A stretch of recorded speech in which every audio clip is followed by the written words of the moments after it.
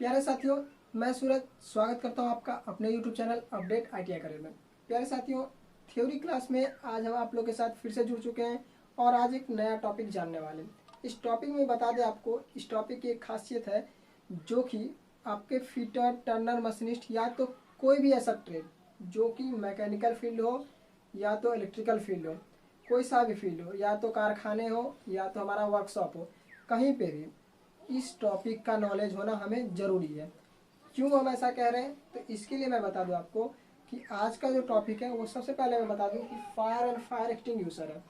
Fire जो होती है आग, कहीं भी लग सकती है और किसी भी जगह लग सकती है। हमारे दैनिक जीवन में भी इस टॉपिक का काफ़ी ज़्यादा उपयोग हो सकता है। तो इसीलिए मैं बात कर रहा हूँ कि आज का टॉपिक जो हमारा बहुत ही खास होने वाला है, क्योंकि दैनिक जीवन में भी इसका उपयोग हो सकता है। जबकि हमारे टेक्निकल फील्ड जो है ITI में टर्नर, फीटर, मशीनिस्ट या तो कोई अन्य ट्रेड, उनको भी इस ट्रेड की, इस बात की जानकारी होनी चाहिए। ठीक है, सो आज आप लोग हमारे साथ बने रहेंगे क्लास के अंत तक और जानेंगे कि फायर क्या है और फायर के कितने प्रकार होते हैं, फायर को कंट्रोल कैसे करना है। फायर से रिलेटेड बहुत सारी बातें हैं जो आज हम लोग जानने वाले हैं। तो इसमें इंट्रोडक्शन देखेंगे, फायर के टाइप्स देखेंगे, फायर बनने के तरीके देखेंगे कि फायर का जो निर्माण होता है वो कैसे होता है, और फिर उसके बाद हम देखेंगे कि फायर को हम लोग कैसे अपने काबू में कर सकते हैं, कैसे हम फायर को बुझा सकते हैं, बंद कर सकते हैं। ये सब चीज़ें भी हम लोग आज की क्लास में जानने वाले हैं। तो ये बहुत ही अच्छी टॉपिक है जिसके बारे में आपको नॉलेज होनी चाहिए, क्योंकि अगर आग लग जाती है, इनकेस कहीं ऐसा जगह जहाँ पे आप हैं और उस जगह पे आग लग जाती है, तो आपके पास अगर इसका नॉलेज होगा कि आग लगी है तो आग को कैसे बुझाना है, कैसे उस पर काबू करनी है, तो आप उस जगह पे अपनी वर्चस्व दिखा सकते हैं, आप वहाँ पे आग पे काबू पा सकते हैं। तो इसीलिए आपके लिए हम कह रहे हैं कि दैनिक जीवन में भी इसका काफ़ी यूज है और हमारे फील्ड में जो है इसका यूज तो है ही। तो सीधे देरी किए बिना चलेंगे अपने क्लास की ओर और क्लास में देखेंगे सबसे पहले इंट्रोडक्शन के बारे में कि इंट्रोडक्शन में हमें क्या बताया गया है, और आग से रिलेटेड जो भी महत्वपूर्ण डिस्कशन होंगे, जो भी महत्वपूर्ण टॉपिक होगी, पॉइंट होंगे, वो सारे हम आपको बताते चलेंगे पॉइंट टू पॉइंट। तो आशा करते हैं आप लोग हमारे साथ जुड़े रहेंगे और दोस्तों में इसे शेयर करते रहेंगे। तो चलिए सीधे शुरू करते हैं। प्यारे साथियों, हम लोग पहुंच गए अपने इंट्रोडक्शन वाले पेज पे और इंट्रोडक्शन में सबसे पहले देख रहे हैं फायर के बारे में लिखा गया है। आग क्या होती है इसके बारे में बताया जा रहा है। ठीक है, इसको देख लेते हैं। आग एक प्रकार का मिश्रण है। आग क्या है? एक प्रकार का मिश्रण है, मिक्सचर है, जिसमें क्या क्या पाए जाते हैं वो बता रहे हैं हम आपको, जो कि तीन चीज़ों से मिलकर बनी होती है। किस चीज़ से बनी होती है? तीन चीज़ों से मिलकर बनी होती है। वो चीज़ें क्या होती है? ऑक्सीजन, ऊष्मा और ईंधन, तीनों से मिलकर एक रासायनिक क्रिया होती है जिसे आग कहते हैं। क्या होता है कि ऑक्सीजन, ऊष्मा और ईंधन जब तीनों आपस में एक जगह मिलते हैं, उसके बाद एक केमिकल रिएक्शन होता है। केमिकल रिएक्शन होने के बाद, रासायनिक क्रिया होने के बाद, वो जो रूप तैयार होता है उसे ही आग कहा जाता है। हम लोग समझते नहीं हैं कि आग किस प्रकार से तैयार हुआ है। आग को देख के हम लोग सिर्फ इतना जान पाते हैं कि आग लग चुकी है, लेकिन उस आग को बनने के लिए क्या क्या चीज़ों की आवश्यकता होती है? तो ऑक्सीजन, ऊष्मा और ईंधन। अगर ये तीनों में से कोई एक भी घटक नहीं रहेगा तो हमारा फायर जो है नहीं जनरेट हो पाएगा, मतलब कि आग नहीं लग सकती है। ठीक है, तो इस बात को आप ध्यान रखेंगे। यहाँ पे नीचे कुछ सिंबल बना के दिया गया है, आप इसको देखकर समझने की कोशिश करेंगे। ये हमारा ऑक्सीजन है। क्या है? ऑक्सीजन है। ये हमारा फ्यूल है और ये हीट है। इन तीनों ने मिलकर एक बाउंडेशन तैयार किया और जैसे ही इन तीनों ने एक जगह मिलने का काम किया, रासायनिक अभिक्रिया हुई, केमिकल रिएक्शन हुआ और उसके बाद क्या हुआ? आग प्रज्वलित हो गई। इट मीन्स हम कह सकते हैं कि ईंधन प्लस तापमान प्लस ऑक्सीजन, ये जो फॉर्मूला दिख रहा है, ईंधन प्लस तापमान plus oxygen is equal to हम आग कह सकते हैं। अगर आपको कभी ऑब्जेक्टिव टाइप क्वेश्चन में पूछा जाए इस तरीके का, तो आप आंसर सही से टिक करेंगे। ओके, ये बातें थी। इसके बाद आगे बढ़ते हैं, आगे देखते हैं आग उत्पन्न होने के कारण। आग जो उत्पन्न होता है उसके क्या क्या कारण हो सकते हैं। तो आग उत्पन्न के तीन कारण बताए हमने और तीनों कारण फिर से दिख लीजिए। पहला ऑक्सीजन, दूसरा ऊष्मा और तीसरा ईंधन। ये तीन प्रकार के कारण हैं, तीन प्रकार के घटक हैं जो आग को उत्पन्न होने में सहायता करते हैं। ठीक है, ये हमारे आग के बारे में इंट्रोडक्शन था। आग कैसे लगती है या आग का उत्पत्ति कैसे होता है ये हमने जाना। अब आगे बढ़ते हैं और आगे देखते हैं कि इससे रिलेटेड क्या क्या बातें हमें आज जाननी है। नेक्स्ट पेज पे पहुंच चुके हैं और नेक्स्ट पेज पे हमें कुछ उस प्रकार के ही सिंबल को दिखाया गया, लेकिन इस सिंबल में हम कुछ आपको अलग बताने का कोशिश करेंगे। यहाँ दिया गया हेडिंग में आग बुझाने के 3 प्रमुख उपाय।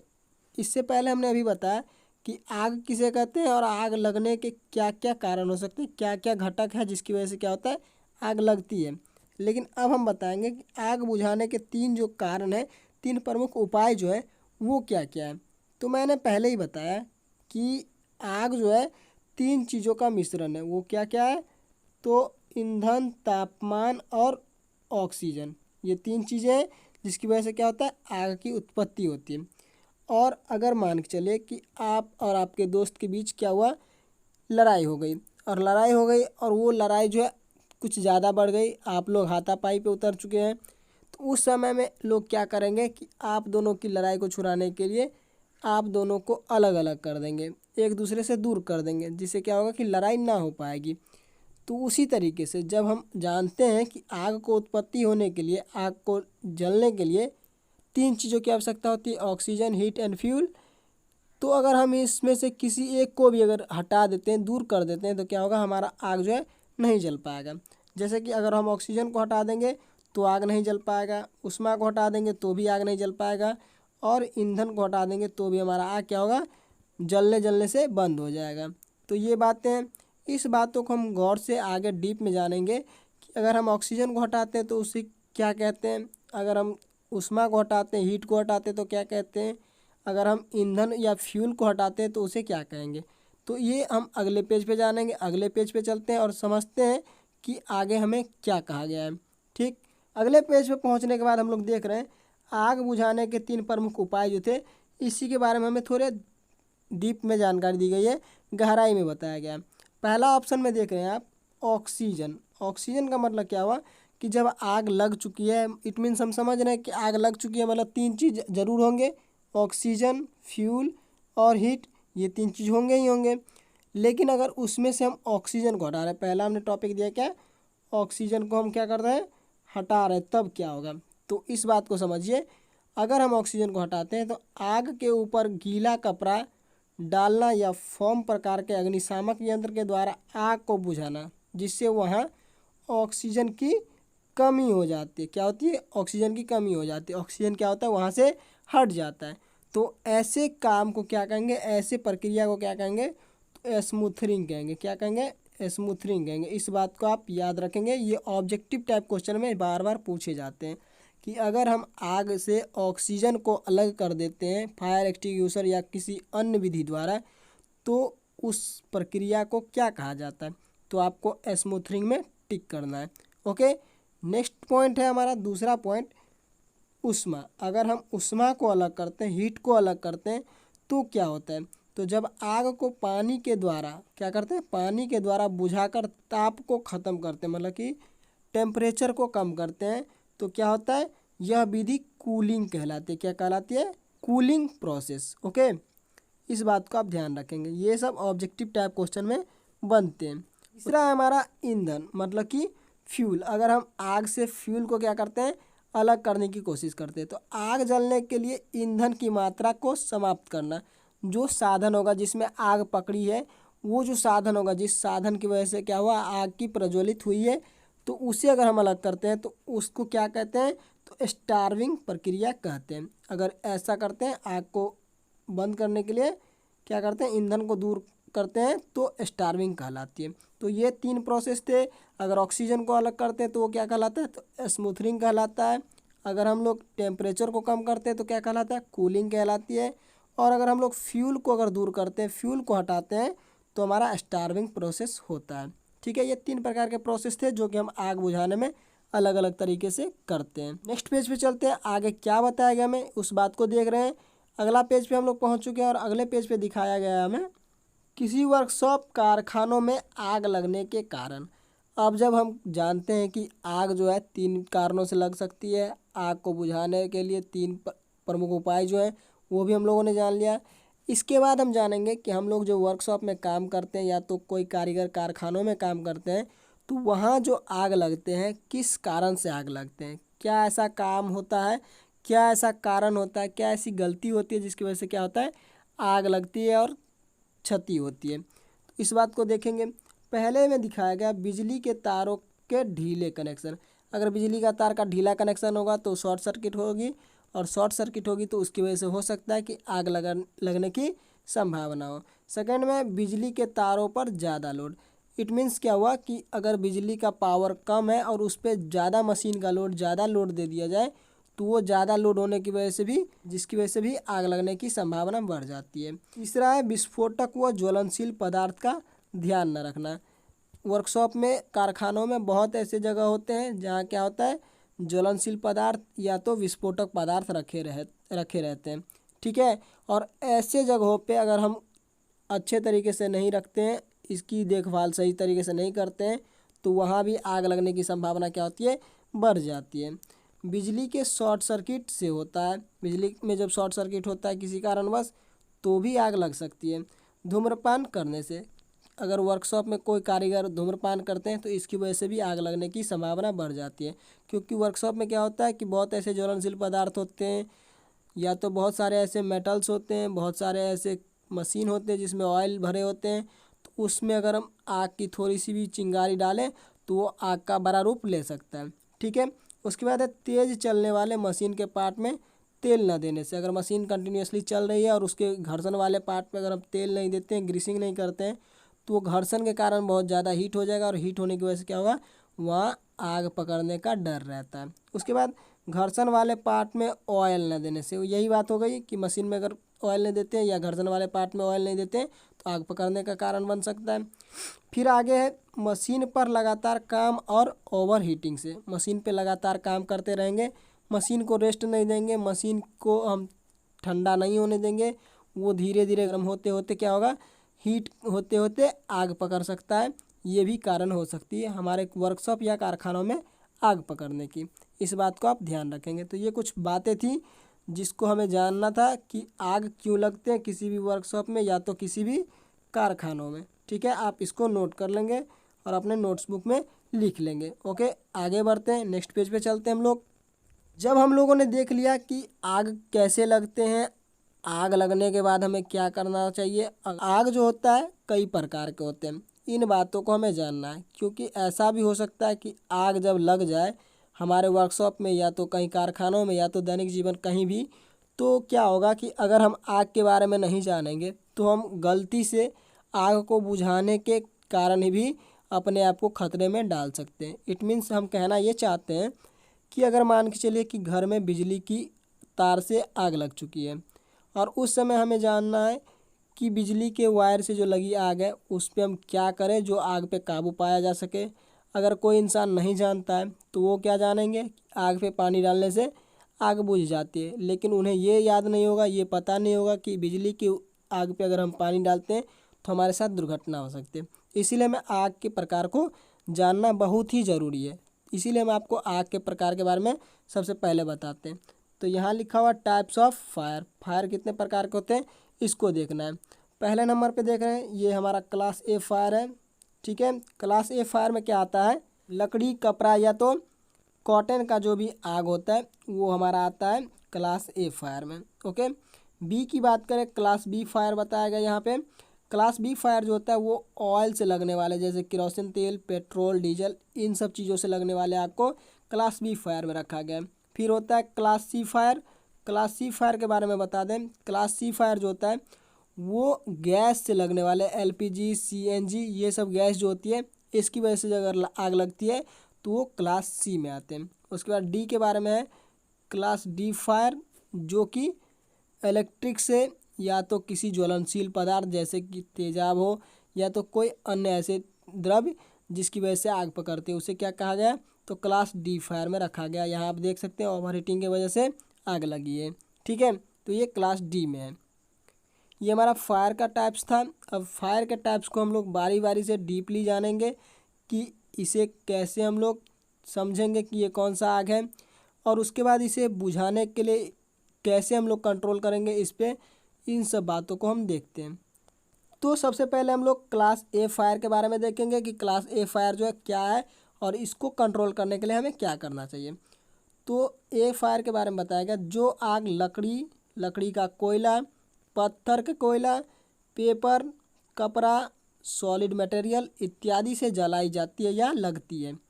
जलाई जाती है, ऐसा नहीं कि आग को सिर्फ जलाएंगे तो ही लगेगी, वो अपने आप भी लग सकती है। कैसे? अगर उसे ये तीन चीज़ मिल जाए, ऑक्सीजन, हीट एंड फ्यूल, अगर ये तीन चीज़ मिल जाए तो क्या होगा, आग खुद ब खुद भी जल सकती है। तो ऐसे चीज़ लकड़ी का कोयला, पत्थर का कोयला, पेपर, सॉलिड मटेरियल ईटीसी अगर मिले और उसमें अगर आग जलाई जाए या लगे तो उसे लकड़ी की आग या अर्थात क्लास ए फायर कहते हैं। ठीक है, इस बात को आप ध्यान रखेंगे। क्लास ए फायर किसे कहते हैं समझ गए। इसके बाद बताया गया इसे बुझाने के लिए मतलब इसको कंट्रोल करने के लिए पानी, मिट्टी व रेत का प्रयोग किया जाता है। क्या करते हैं? पानी का उपयोग हम लोग कर सकते हैं, उस पर रेत का उपयोग कर सकते हैं, मिट्टी का उपयोग कर सकते हैं। इसके लिए सोडा एसिड फायर एक्सटिंग्यूशर का उपयोग किया जाता है। ठीक है, फायर एक्सटिंग्यूशर के बारे में हम आगे बताएंगे। तो सोडा एसिड फायर एक्सटिंग्यूशर का उपयोग लकड़ी की आग को बुझाने के लिए या तो क्लास ए फायर को बुझाने के लिए किया जाता है। क्लास बी फायर के बारे में जानते हैं कि क्लास बी फायर क्या होता है और इस पे कंट्रोल कैसे किया जा सकता है। तो हम बढ़ चुके हैं आगे और क्लास बी फायर पे पहुंच चुके हैं। ठीक है, क्लास बी फायर में देख रहे हैं जो आग तेलीय पदार्थ जैसे केरोसिन तेल, डीजल, पेट्रोल अथवा एसिड इत्यादि से लगती है। क्या होता है कि जो आग जो है केरोसिन तेल, डीजल, पेट्रोल या तो लिक्विड जैसे पदार्थों से लगती है, उसे क्या कहते हैं? तेल की आग अर्थात क्लास बी फायर कहते हैं। ओके, नेक्स्ट, इस आग को बुझाने के लिए क्या करते हैं? इस आग को अपने बस में करने के लिए, कंट्रोल करने के लिए फोम फायर एक्सटिंग्यूशर क्या होता है इसके बारे में भी हम आगे जानकारी देंगे आपको, का प्रयोग किया जाता है। फोम फायर एक्सटिंग्यूशर का उपयोग क्लास बी फायर के लिए यूज करते हैं। इस आग को बुझाने के लिए CO2 का भी उपयोग कर सकते हैं। किसका उपयोग कर सकते हैं? CO2 का भी प्रयोग कर सकते हैं। नेक्स्ट हम देखते हैं क्लास सी फायर क्या होता है। ये क्लास बी फायर था जो कि ऑयली पदार्थ जैसे कि केरोसिन तेल, डीजल, पेट्रोल, एसिड इत्यादि से लगती है, उसे क्लास बी फायर कहते हैं। नेक्स्ट है हमारा क्लास सी फायर, जो कि हम लोग देख रहे हैं हमारा क्लास सी फायर है। और क्लास सी फायर के बारे में हम बता रहे हैं जो आग गैस द्वारा जलाई जाती है, जैसे hydrogen, helium, butane, methane, CNG, LPG इत्यादि से जलाई जाती है। ठीक है, जो घरों में खाने बनते हैं या तो कई ऐसे गैस होते हैं जिस पे हमारे वर्कशॉप में या तो कारखानों में काम होती है, हाइड्रोजन गैस, ऑक्सीजन गैस। तो उन सब की वजह से जो गैस में आग लगती है तो उसे क्लास सी फायर कहा जाता है। उसे गैस की आग अर्थात क्लास सी फायर कहते हैं। ठीक है, इस आग को बुझाने के लिए पानी का प्रयोग किया जाता है। इस आग को बुझाने के लिए क्या करेंगे? पानी का उपयोग कर सकते हैं, इसमें कोई दिक्कत नहीं। लकड़ी की आग के लिए भी पानी यूज करते हैं और गैस की आग के लिए भी यूज कर सकते हैं। इस आग को बुझाने के लिए ड्राई पाउडर का भी प्रयोग किया जाता है। ठीक है, ड्राई पाउडर अगर होता है तो ड्राई पाउडर को डालने से हम गैस की आग पे कंट्रोलिंग कर सकते हैं। ये हमारा सी फायर था।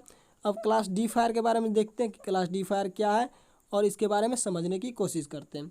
तो हम पहुंच चुके हैं अपने क्लास डी फायर पे और क्लास डी फायर के बारे में देखते हैं कि क्या बताया गया। जो आग बिजली के तारों के कारण जल लगती है। बिजली के तारों के कारण मतलब क्या कि उस पर ओवरलोड हो जाए या तो कोई शॉर्ट सर्किट हो जाए, इसकी वजह से अगर आग लगती है।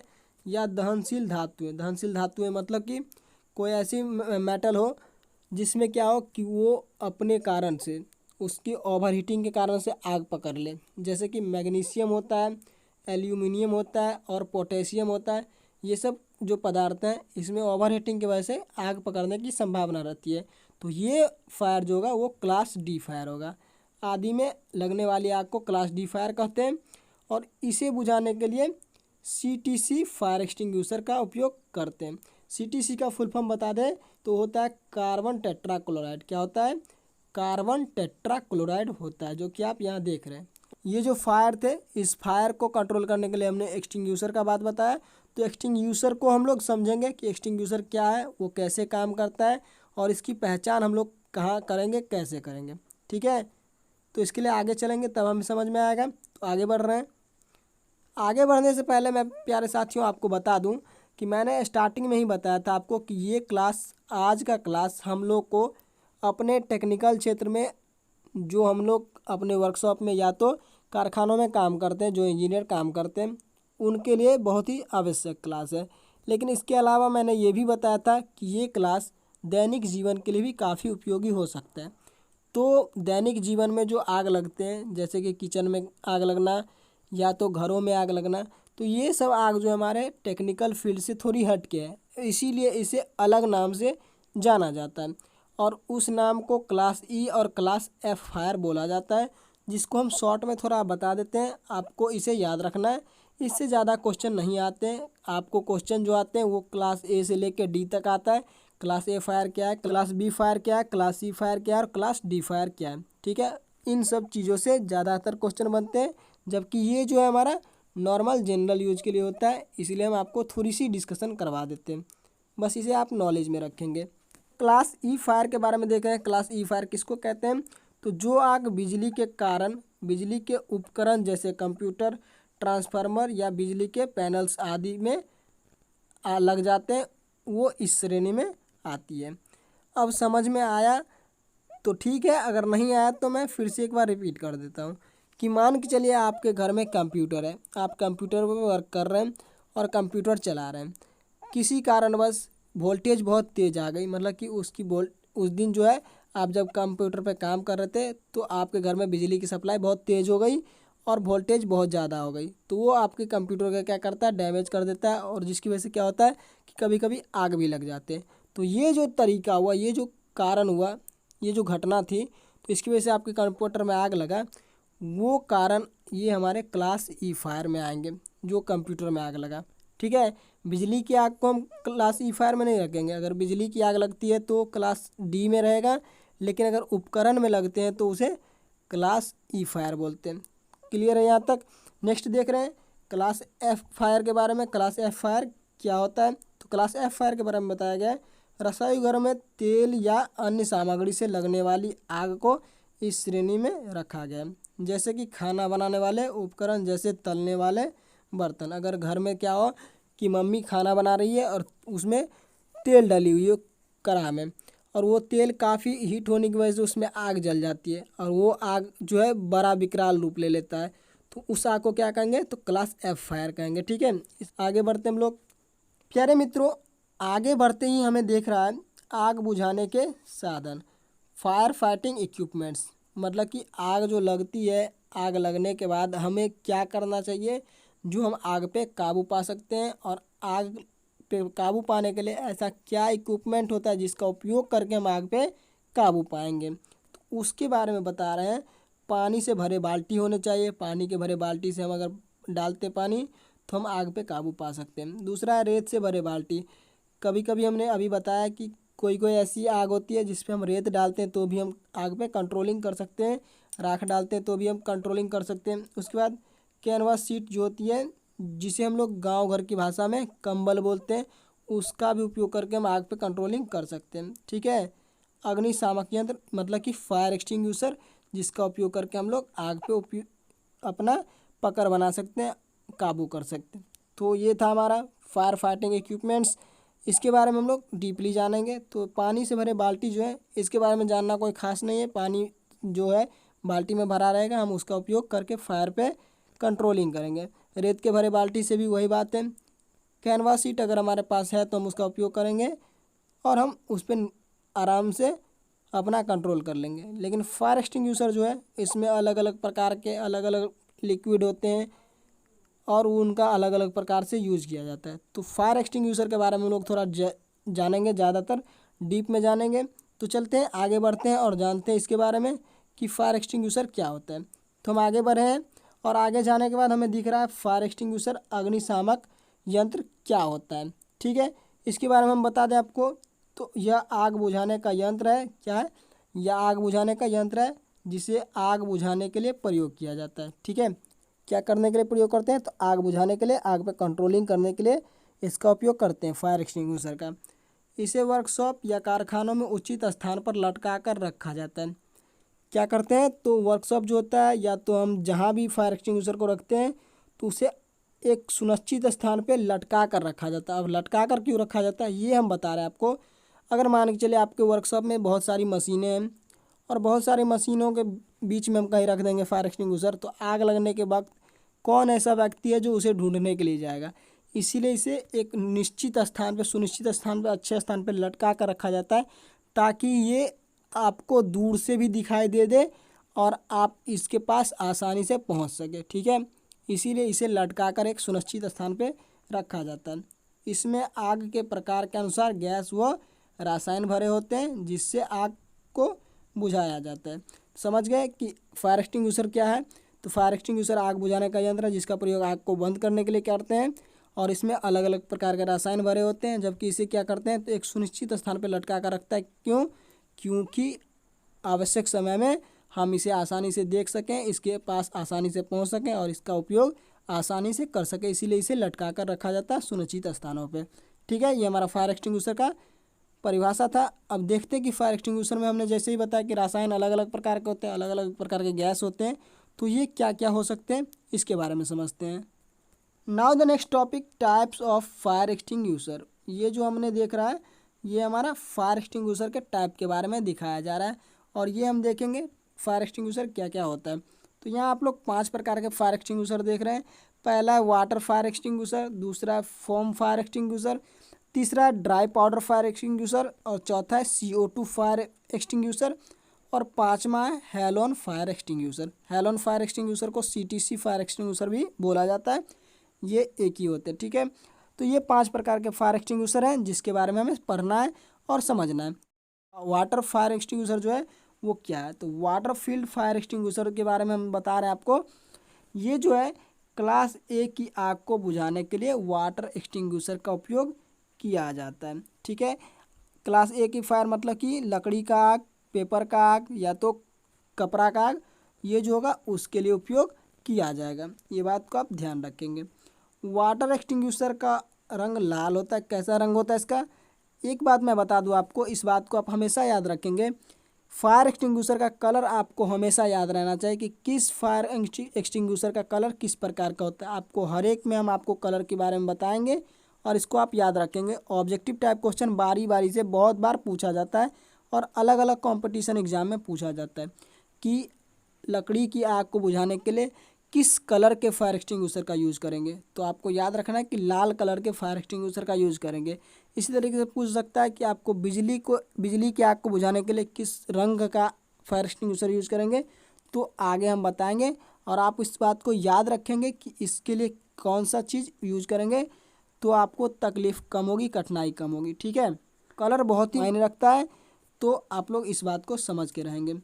उसकी वजह से उसे पहचानना आसान हो जाता है और देखने में भी सुविधा होती है। हमने अभी बताया कि फायर एक्सटिंग्विशर को लाल क्यों किया जाता है, तो इसको पहचानना बहुत आसान रहता है अगर कलर कोऑर्डिनेशन रहती है तो। इसका इस्तेमाल लकड़ी से बनी इमारतों में, हॉस्पिटल में, स्कूल में, घर में, मकान में, गोदामों में किया जाता है। ये हमारा वाटर फील्ड फायर एक्सटिंग्विशर था और इसको कलर क्या होती है, इसकी कलर तो वो होती है लाल कलर की। इस बात को आप याद रखेंगे। ठीक है, नेक्स्ट देखते हैं हम लोग। प्यारे सहपाठियों, नेक्स्ट को देखने से पहले मैं बता दूं कि वाटर फील्ड फायर एक्सटिंग्विशर जो होता है वो 2 टाइप का होता है। तो उन 2 टाइप्स को पहले हम लोग देखेंगे, समझेंगे, उसके बाद हम लोग आगे बढ़ने की कोशिश करेंगे। ए में जो है स्टोर्ड प्रेशर टाइप होता है। स्टोर्ड प्रेशर टाइप क्या होती है? बनावट के आधार पर फायर एक्सटिंग्विशर का पहला प्रकार जो होता है वो स्टोर्ड प्रेशर टाइप होता है। स्टोर प्रेशर टाइप मतलब कि हमारा वाटर फील्ड फायर एक्सटिंग्विशर हो, फोम फायर एक्सटिंग्विशर हो, हेलोन फायर एक्सटिंग्विशर हो या तो CO2 फायर एक्सटिंग्विशर हो, सभी की बात करें, इसका जो बनावट होता है, इसके बनावट के आधार पे सबसे पहला पार्ट जो होता है, पहला प्रकार जो होता है वो क्या होता है? स्टोर प्रेशर टाइप होता है।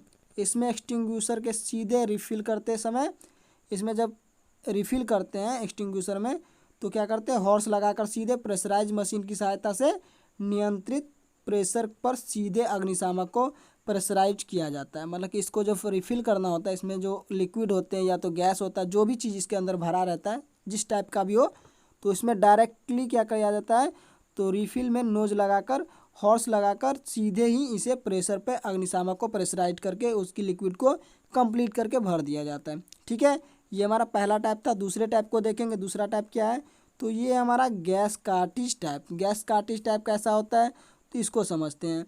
तो इसमें बताया गया बनावट के आधार पर फायर एक्सटिंग्विशर का दूसरा प्रकार गैस कार्टिज टाइप होता है। ये हमने अभी बताया।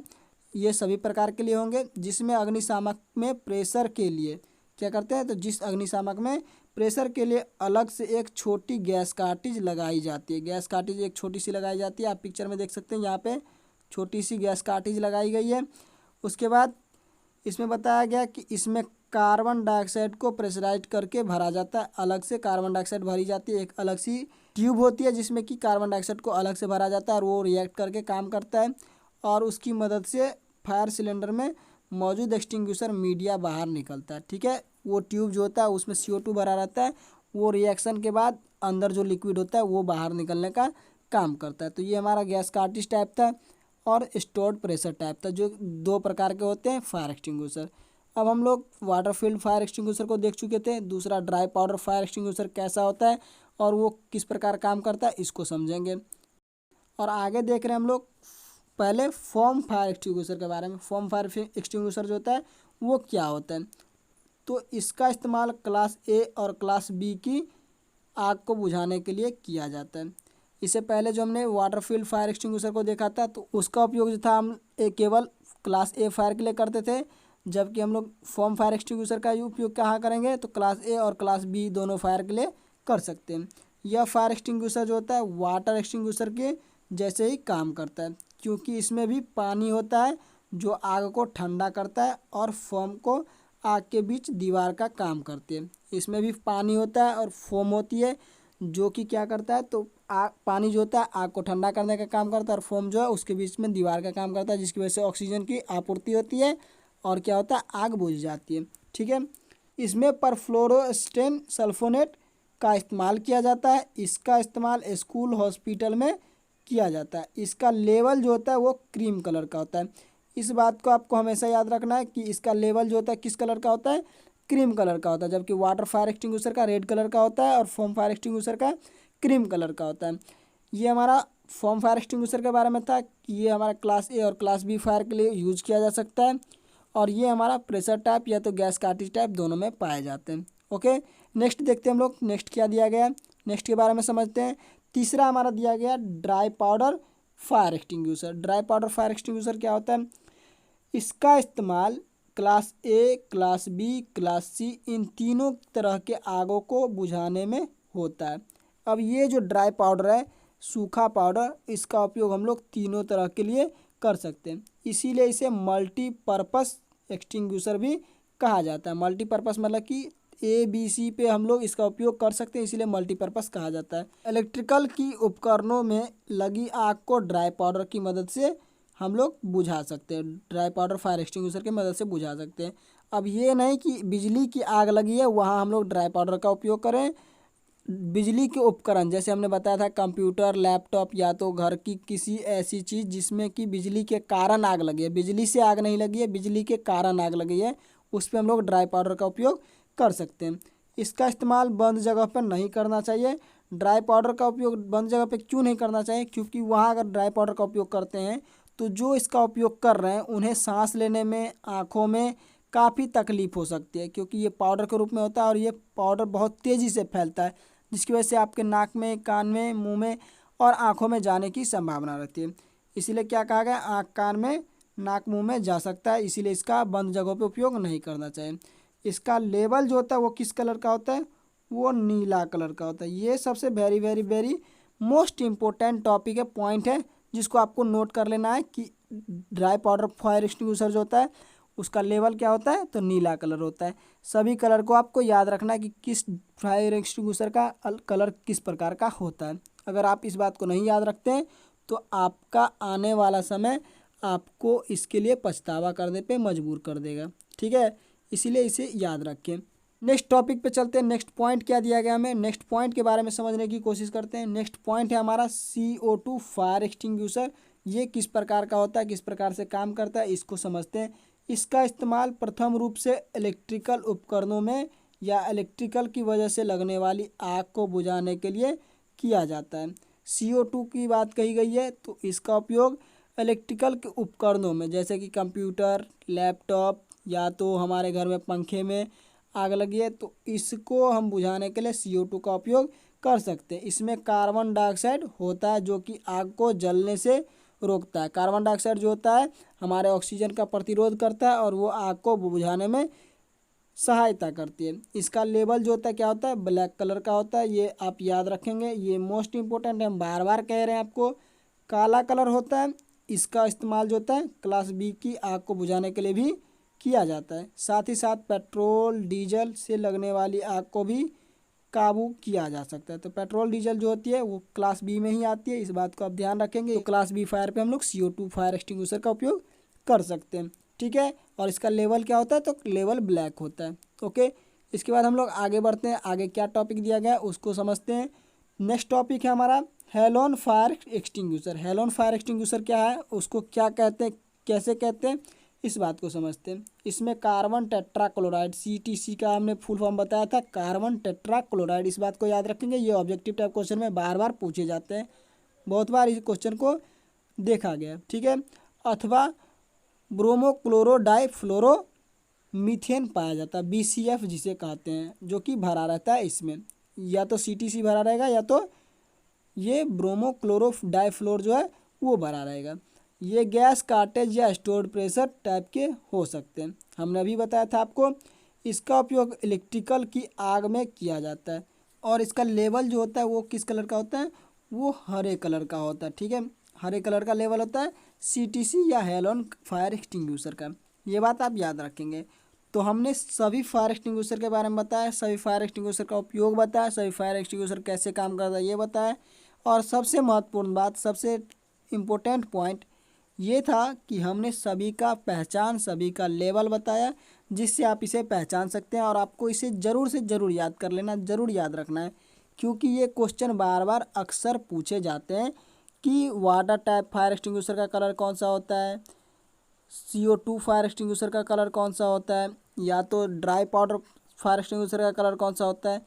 तो ये सब क्वेश्चन बार बार पूछे जाते हैं, तो आप इसको याद रखेंगे। आप इसका एक टैली बना लेंगे, वो भी बहुत काम की चीज़ है। आप इससे क्या होगा कि आपको याद रखने में सहायता होगी, ठीक है। देखते हैं आगे क्या बताया गया। आगे दिया गया हमें फायर एक्सटिंग्विशर इस्तेमाल करने के स्टेप। फायर एक्सटिंग्विशर जब हम जानते हैं कि फायर एक्सटिंग्विशर का उपयोग हम लोग आग बुझाने के लिए करते हैं, तो इसको कैसे यूज़ करना इसके बारे में समझना बहुत ही ज़रूरी है। इसको अगर समझते हैं तो हम लोग आसानी से इसका उपयोग कर सकते हैं, अगर नहीं समझते हैं तो उपयोग करने में काफ़ी कठिनाई होगी। तो इस प्रक्रिया को पास कहा जाता है। क्या कहा जाता है, पास कहा जाता है। अब पास का क्या मतलब होता है इसको समझते हैं। P से होता है पुल, A से होता है एम, S से होता है स्ट्यूज एंड S से होता है स्वाइप। ये 4 प्रकार के प्रोसेस है जिसको हम लोग करेंगे तो हम आग पे काबू पा सकते हैं। पुल का क्या मतलब होता है कि सील को तोड़कर सेफ्टी पिन को खींचना होता है। उसके बाद बताया गया एम का मतलब आग पर नीचे की ओर निशाना लगाना है, जहाँ पे आग लगी हो उसके सेंटर पे हमें उसके नोजल को रखना है, जिससे क्या हो कि हम जो भी लिक्विड या तो जो भी पाउडर निकालें उस फायर एक्सटिंग्विशर से, तो वो आग के सेंटर पे जाके लगे और वो आग को कम करने की कोशिश करें। उसके बाद स्क्यू जो है वो लीवर को धीरे धीरे क्या करना है, दबाना, जिससे कि हमारे फायर एक्सटिंग्विशर में जो भी लिक्विड है वो बाहर निकलेगा और आग पे हमें काबू करने में मदद करेगी। उसके बाद स्वैप जो है आग पर पाइप को इधर उधर घुमाना है। अगर एक जगह ही हम रखेंगे तो जहाँ आग पे हमारा ये फायर एक्सटिंग्विशर का लिक्विड पड़ेगा वहाँ आग बंद होगी, लेकिन बाकी की जगहों पे आग नहीं बंद होगी, इसीलिए उसे चारों तरफ घुमाना है, ठीक है। तो ये हमारा आग पे काबू करने का एक तरीका था। इसको हम पिक्चर के माध्यम से भी आपको समझा देते हैं, तो अगले पेज पे है, ठीक है। तो ये हमारा पिक्चर के माध्यम से हम पास को दिखाने की कोशिश किए हैं, जो कि आप लोग देख रहे हैं। ये हमने कहा अग्निशामक को इस्तेमाल करने के लिए PASS मतलब कि पास जो प्रोसेस है तरीका अपनाना चाहिए। इसको अपनाने से क्या होगा, हम आग पे काबू कर सकते हैं। तो पहला में हमने बताया था P का मतलब खींचना, मतलब कि पुल करना है। सबसे पहले एक्सटिंग्विशर के सील को पकड़कर तोड़ना है और सेफ्टी पिन को खींचना है, जो कि यहाँ देख सकते हैं किस प्रकार से ये प्रोसेस को करने की कोशिश कर रहे हैं कि पिन को खींच रहे हैं और उसके बाद इसके सील को तोड़ने की काम करेंगे। उसके बाद बी में दिखाया गया ए मतलब निशाना लगाना, एम लगाना। अब आग लगे स्थान पर नीचे की ओर निशाना लगाना है। कैसे लगाना है, वो समझिए। यहाँ पे देखिए किस प्रकार से नीचे की ओर क्या किया गया, नोजल को नीचे किया गया। ठीक है, इस बात को देख रहे हैं। इसके बाद तीसरे में बताया गया कि एस का मतलब होता है स्क्वाइज, मतलब कि दबाना। अब नोजल को क्या करेंगे, कुछ इस प्रकार से हम लोग दबाने की कोशिश करेंगे। अगर दबाएंगे तो हमारे जो फायर एक्सटिंग्विशर का अंदर लिक्विड होगा वो क्या होगा, बाहर आएगा। अब अग्निशामक की लीवर को धीरे धीरे दबाना। उसके बाद चौथा है, एस का मतलब इधर उधर घुमाना, स्वाइप करना। ठीक है, तो आग पर पाइप को इधर उधर घुमाएंगे जब तक कि आग बुझ ना जाए। कैसे, तो कुछ इस प्रकार से हम लोग आग पे इधर से उधर घुमाएंगे और आग पे काबू पाने की कोशिश करेंगे। ये पिक्चर के माध्यम से हमने समझाया तो आपको काफ़ी ज़्यादा समझ में आ गया होगा, पिक्चर देखते ही समझ में आ गया होगा। तो आशा करते हैं कि आप लोग को पास प्रोसेस समझ में आया और फायर एक्सटिंग्विशर का यूज़ समझ में आया।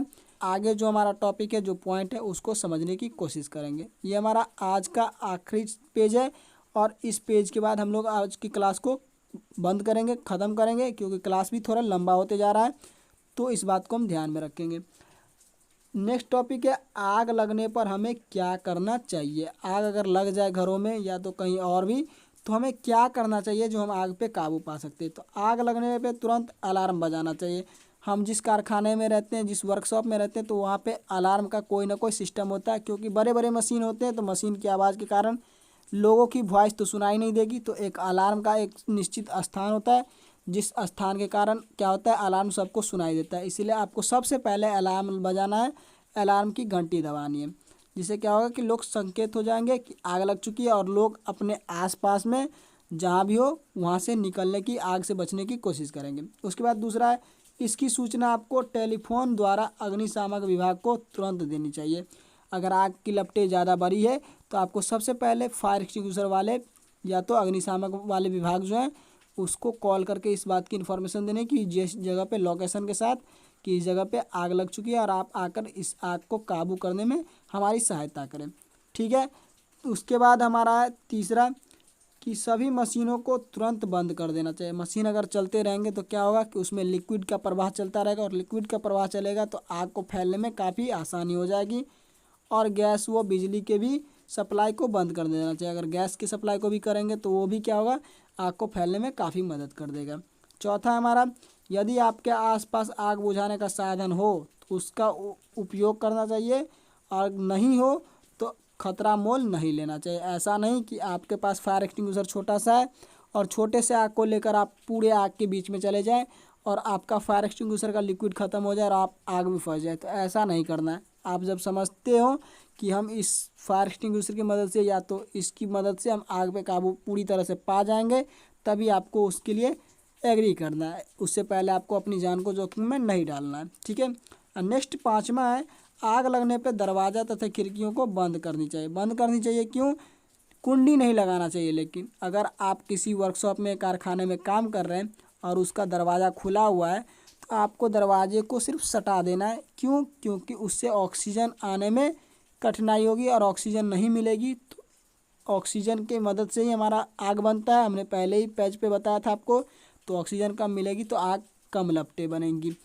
और अगर आप देख रहे हैं फिर भी आग का लपटा बहुत तेज़ बढ़ रहा है तो आप लोग उस कंडीशन में गेट खोलकर भाग सके, इसके लिए आपको क्या करना है, तो उसमें कुंडी नहीं लगाना है। अगर कुंडी लगाते हैं, बोल्ट लगाते हैं, तो आपको तकलीफ़ हो सकती है, क्योंकि आग की लपटें जब तेज़ हो जाएंगी तो आप जब उसको खोलने जाएंगे तो क्या पता कि वो देर हो जाए और ऐसे में आपको नुकसान पहुंचा दे। इसीलिए आपको सिर्फ दरवाजे को सटा कर रखना है, ना कि कुंडी लगाना है। तो ये थे हमारे आग से बचने के उपाय, जो आग लगने पे हमें क्या करने चाहिए, क्या करने से हम बच सकते हैं। तो ये हमारे उपाय थे।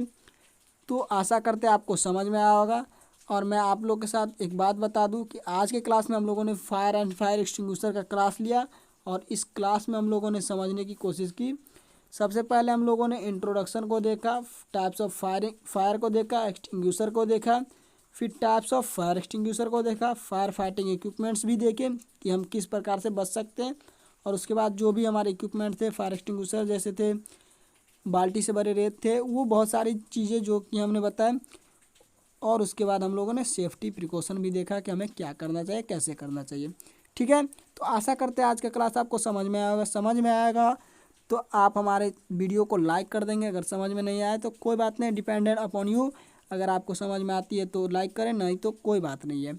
और अगर समझ में आती है तो इस इन्फॉर्मेशन को, इस इन्फॉर्मेटिव क्लास को अपने दोस्तों के साथ शेयर कर दें, ताकि वो भी इस जानकारी को सीख ले, समझ ले और वो भी अपनी करियर को बिल्डअप कर सके। ठीक है, तो आशा करते हैं आपको समझ में आया होगा। तो मिलते हैं हम आपसे अगली क्लास में। तब तक के लिए आप अपना ख्याल रखेंगे, तैयारी बेहतर तरीके से करेंगे, स्वस्थ रहेंगे, मस्त रहेंगे और मुझे इजाज़त देंगे। जय हिंद, जय भारत।